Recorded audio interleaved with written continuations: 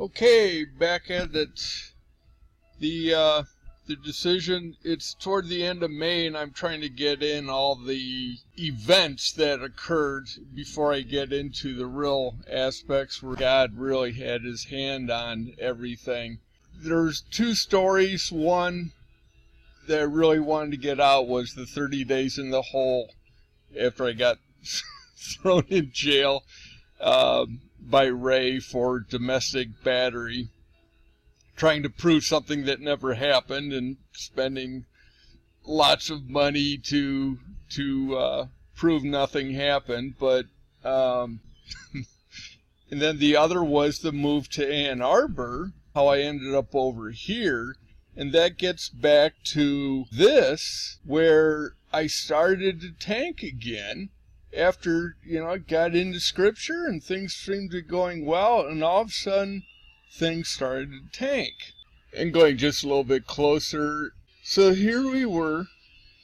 Well, it was Bailey and I had Bailey. In fact, I inherited Bailey, and that became kind of an anchor, or not so much an anchor, but a question mark on if I were to move to Ann Arbor. Oh, okay, well, back up a little. So here's the dark period, 2010, bad. Then things turned around and things were going okay. Had a bunch of the surgeries. That's what all these were. Neck, knee, or no, these were knee. That's back. And then right the summer of 2013, things were going halfway decent, and my neck popped. And when I say it popped, it just, something happened where it was incredibly wrong. And you just know when things aren't right. So immediately I'm thinking, okay, something popped again, and went to the doctor, and he goes, well, yeah, you got stenosis and all these other things. They did an MRI, and I've got that report. It's all gobbledygook to me, but I did find it. Oh, I got to do a quick recap. So I turned in the two computers last week, well, actually 2 weeks ago, on a Friday, and the guy said, well, call Monday, we should have a transfer of all the data. Well, come Monday, nothing. Tuesday, nothing. Wednesday, I call. Oh, yeah. I mean, we'll get to it. Long story longer, needlessly. It went in Friday, and he goes, well, I think I got everything. There's like one gig on the laptop, and I'm thinking, wow, I don't remember what's on the laptop. They had stuff on the desktop, and the guy gave me an unbelievable price. I said, well, you guys got to get more than that. I had a coupon, and so I ended up giving him $40, and it was only going to cost me like $25. I get home, I walked there, and I walked back. That was 5.75 is 11.5 miles. I pass out Friday night because I'd done it the day before. That's another, anyway. And I get up Saturday, and I kind of look forward to opening up these files and looking at them. I open them up, there's nothing. There's absolutely nothing. They're all operating system files. And the only one that would open, they all had the ghost, like the quick access to, the direct route, but it went nowhere. So there's one file from the book, I don't remember what chapter, but there's nothing. So off or not. Anyway, don't even know what. With the MRI report, finding all these files that are just random places, and I found the 2013 MRI. But anyway, so the reports were bad, but the doctor said, the guy who did this wonderful surgery in 2011 said, well, we've got to make sure that, you're talking about 5-level surgery at least, because it was right around the area. They did C3, C4 was the first fusion.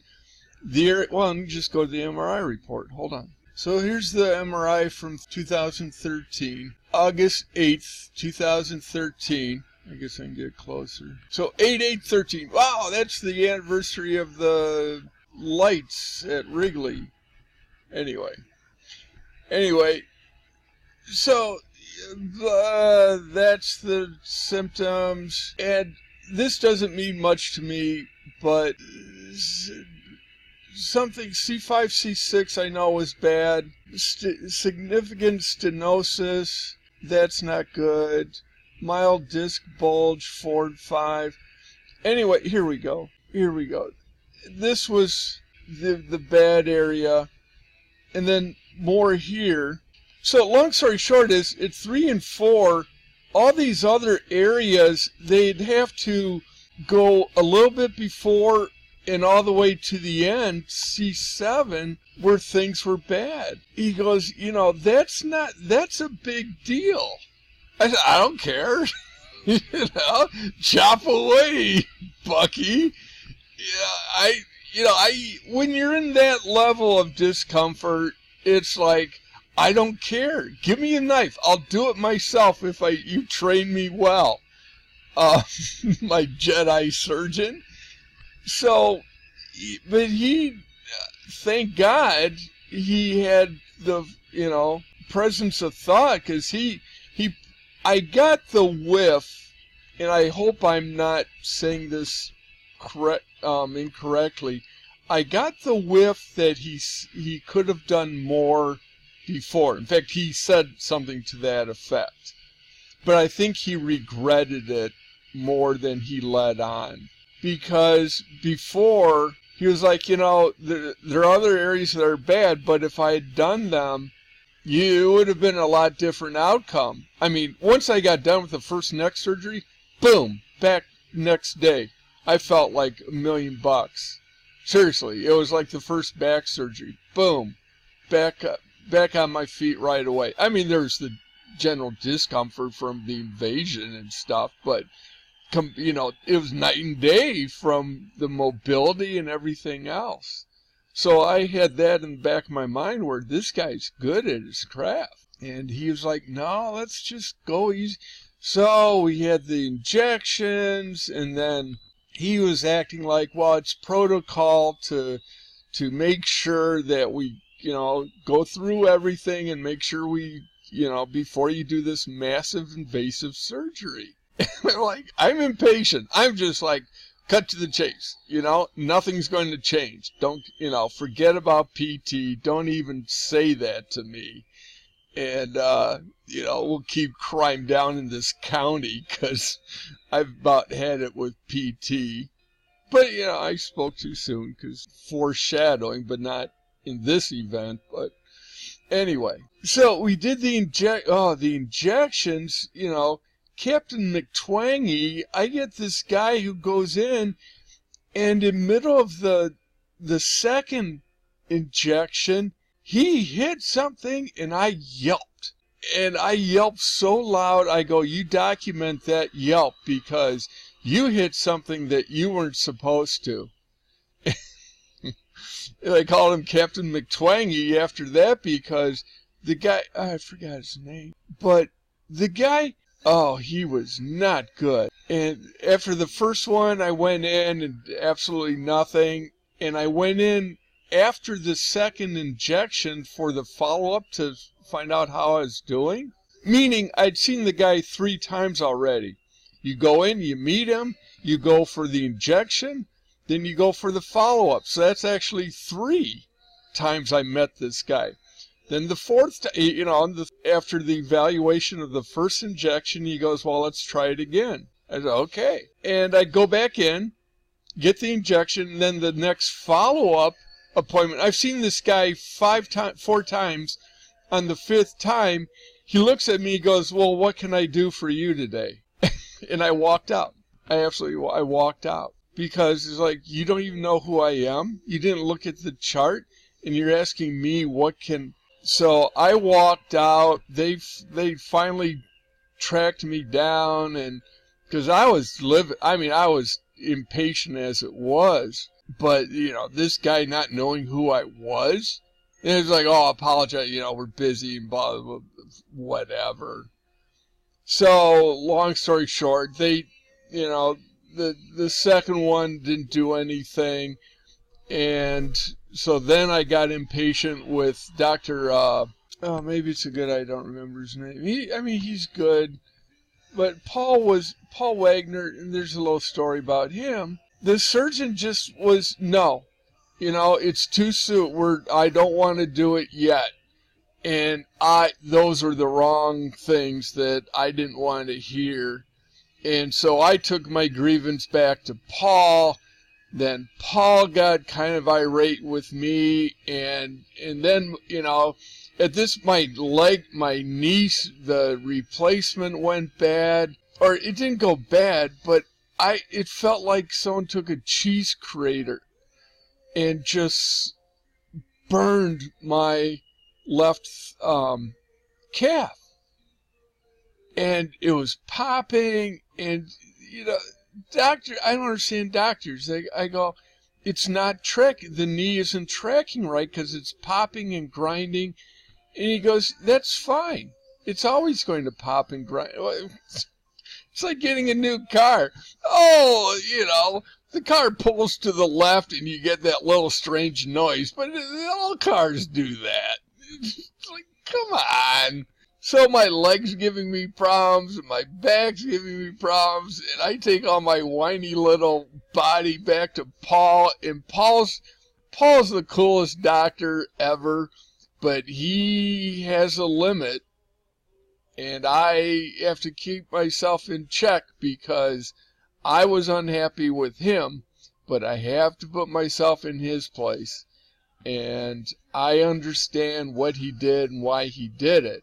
But what happened was he just got pissed off at me and said, look, what is it, your leg? Is it your back? Is it your neck? What do you want me to treat? And from my standpoint, it's like, pick a card. But from his standpoint was, he's loaded me up with, well, we're also dancing around with trying to get off the oxycodone. Not that I tried other alternatives. It wasn't hell bent to get off the oxy. It was, let's see if there are other things. And the other things just did nothing. And I'm trying, it was something's magnesium sulfate, or I may be butchering that up, but it did absolutely nothing. So then you go through you try a new script, and then that doesn't work, and then so you're in intolerable pain. And there's breakthrough pain where, pain that just will not go away, and you're crippled. And if you don't get something to subside that breakthrough pain, you're done. You're just done. And so I kept going to Paul after these script changes and everything else, saying, look, this isn't working, and so I'd call him up, and then the office, he wouldn't return my calls, and I'd get impatient, and then the one script ran out because it was a 30-day prescription, and it was a month of 31 days, which they don't figure out. I ran out, and I took it to the extreme where I was unbearable. I went over, it was bad. I'm just telling you, it was bad. And I went over, and I knew I was going to run out. And I had like 3 or 4 days to go on the script, actually, because it was one of those where he gave me a 2-week supply and stuff.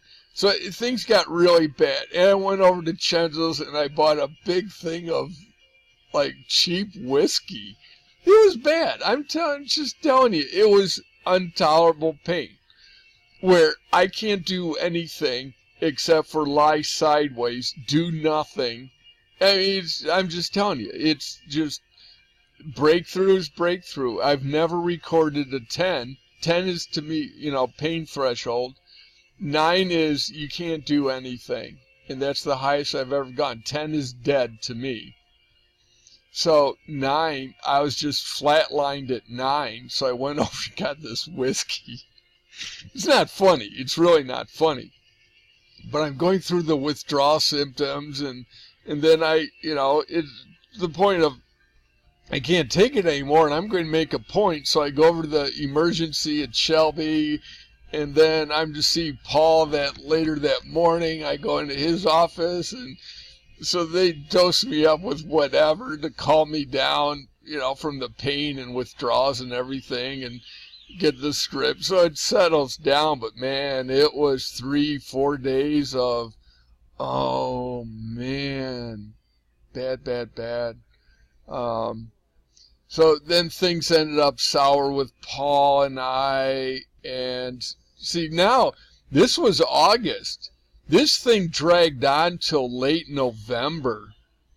And the thing with the whiskey was right before Thanksgiving. So I'm just telling you, there wasn't a one and done, type, 2 weeks of inpatient. No, it was go see the doctor. I'll see you in 4 or 5 weeks. We'll do the injections. That's a month and a half. So, and things didn't get better. I would say they got worse because mentally they got horrible. And it's hard for me to evaluate physical pain when the mental pain is so bad too. And again, I have to keep myself in check and say that, pain is psychosomatic to a large extent. Yeah, someone whacks you in the shin, that's not psychosomatic. But when you're in that threshold of your meds are going to run out and the breakthrough is crippling you, then you think the script running out, it's just, it's overload. It's just overload. So you get these little things of hope. You go in, you got a doctor appointment, then he says, I'll see you in 4 weeks or 5 weeks. And then I ran out, I played my trump card of, something else happened and it's much worse. Well, he caught on and, he said, well, and he moved the goalposts on me. Mark Moulton is the guy's name. Dr. Moulton, I love you to death. You're a blessing to your craft because the word was that you could have gone out and made huge bucks on the East Coast and you stayed back with your dad and whatever. And, you're a blessing to the Midwest. So I want to take nothing away from that and bless you 1,000 times, just with how great you are at what you can do. He's got the biggest sausage fingers I've ever seen to work on people's necks, but it doesn't seem to hamper him. But anyway, so I wasn't getting the answers I wanted. I was getting impatient. Paul, bless Paul, even though I kind of cursed him for a while, I do have to bless him because his thing was, a doctor has to keep the patient in check, that he's just a doctor. And I started to, the phone calls to the office, and Paul helped me, and there's a tiny social friendship going on because Kevin and Paul were good friends, the families were good friends. But I did not want to cross that line of becoming social friends. But we watched the NCAA, the football championship game one year, and we had done these things together that, in fact, that year, when I finally I was going to go to Ann Arbor, we went watched the championship game. And when Paul left the place, he gave me the finger and kept on walking. He's just like, dude, good luck to you. I'm done. I'm absolutely done with you. And I get it. I really do. But from the patient standpoint, nah, sorry. I can't accept a few things. But, because what happened was, and might as well just rail on him.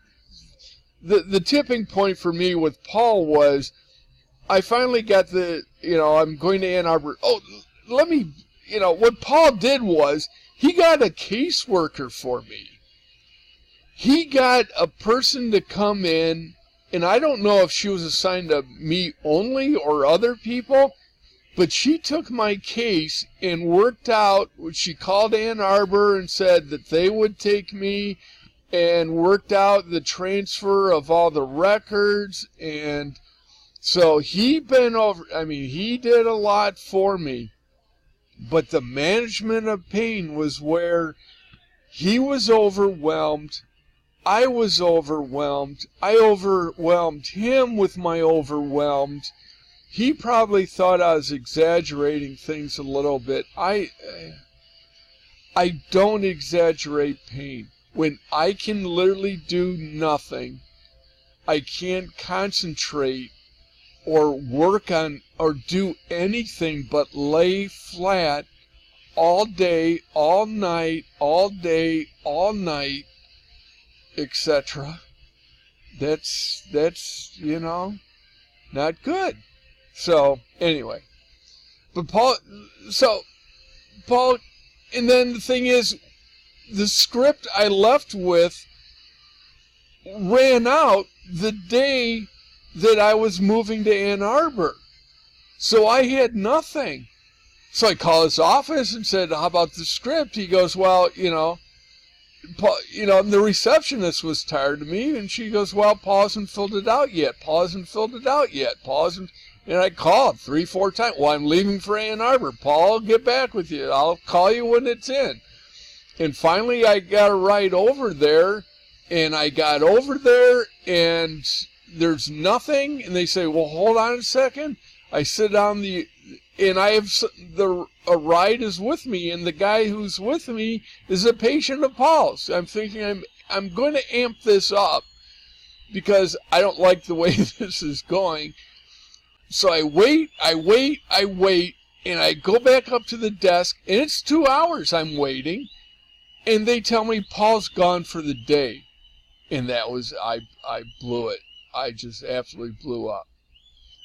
And I stormed out of there, and I, came to Ann Arbor, and he had a partner, and I kind of forget how it worked out, but his partner wouldn't fill it out, but he goes, they're going to one day FedEx it to me, the script to me the next day or something. So I actually had to leave I had to leave for Ann Arbor, and sure, it did show up. But I tell you that that's a little bit too much of a game. Unnecessary game for him to show me who's in charge. Sorry, Paul, I gotta call it like I see it. If I'm wrong, I'm wrong. But the way I see it is, you're a doctor to treat a patient's pain, and your power play, your alpha doctor power play was a little bit too much for me. Anyway, so I ended up getting the thing to Ann Arbor. And the whole thing with Ann Arbor, hold on a second. So going back, the gal, and I will not remember her name, but she ended up getting things hooked up in Ann Arbor with a doctor. And this is where you find how vulnerable you are as a patient, because doctors have the records, but they also have their own records with, the Seinfeld with Elaine Bennis with the MDA or whatever, the doctors with the secret messages. I don't know. I'm bouncing around. The doctor will be with you in a moment.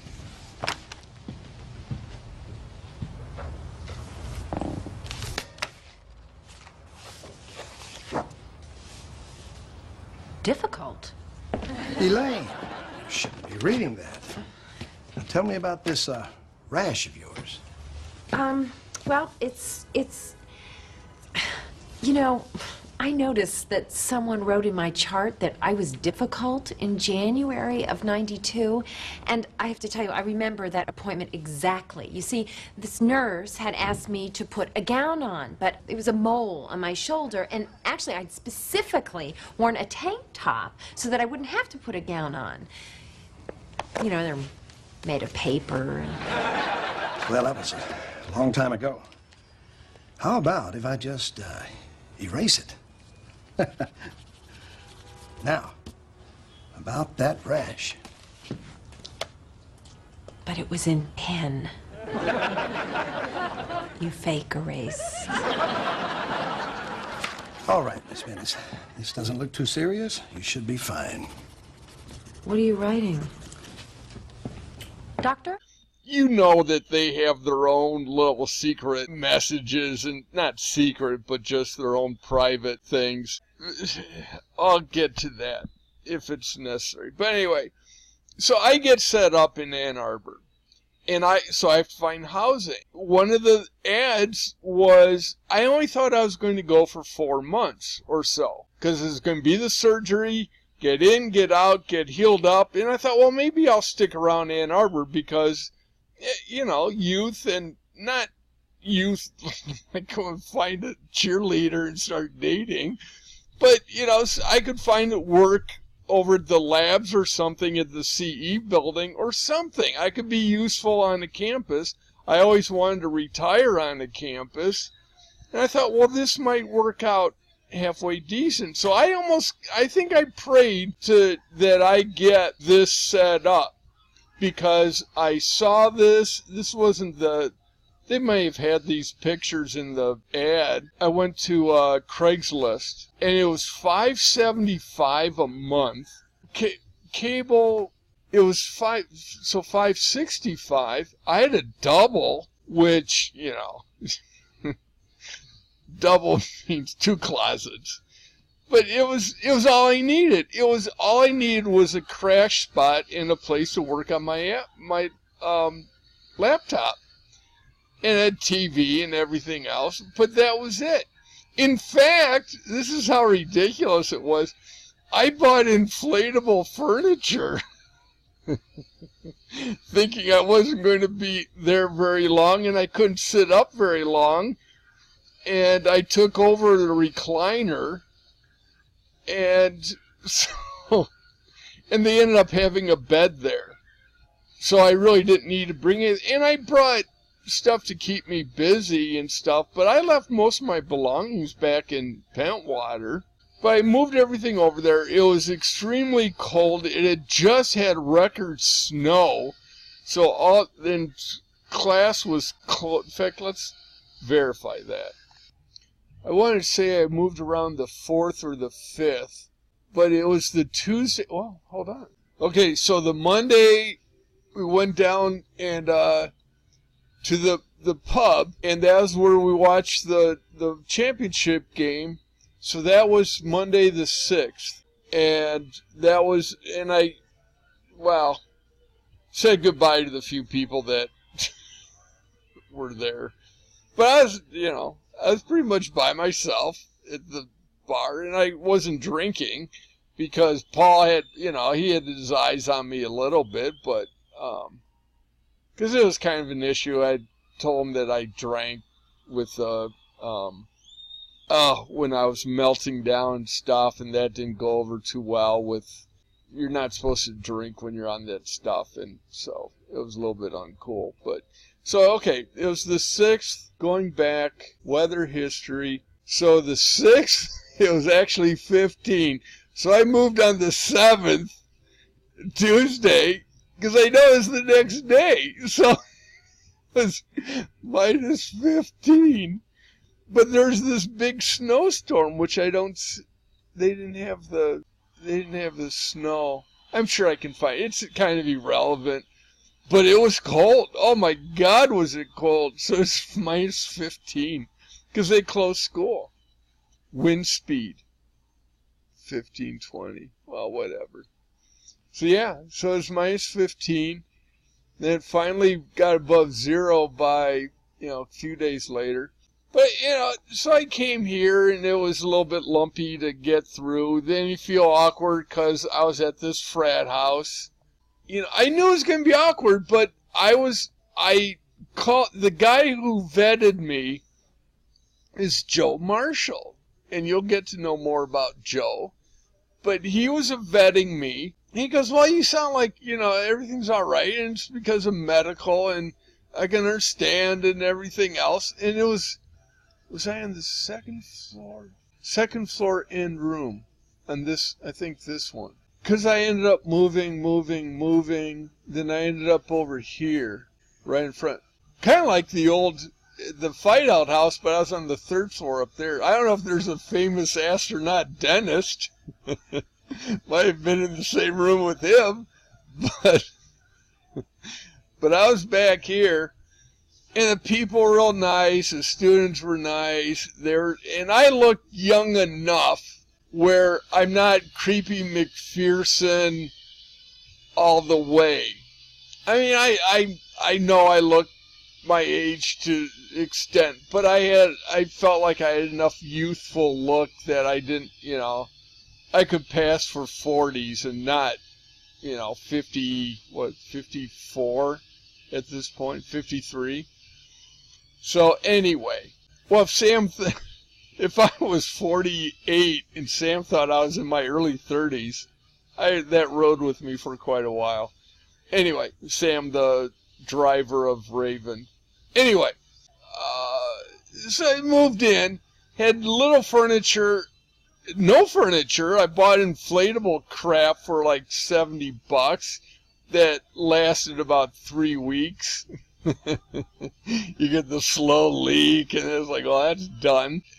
I ended up getting a futon, but that was uncomfortable, and the bed was okay, but anyway, it was uncomfortable, but I thought I was going to be out of there, and as it turned out, they set me up to not see a surgeon. I'm talking about Paul's office now.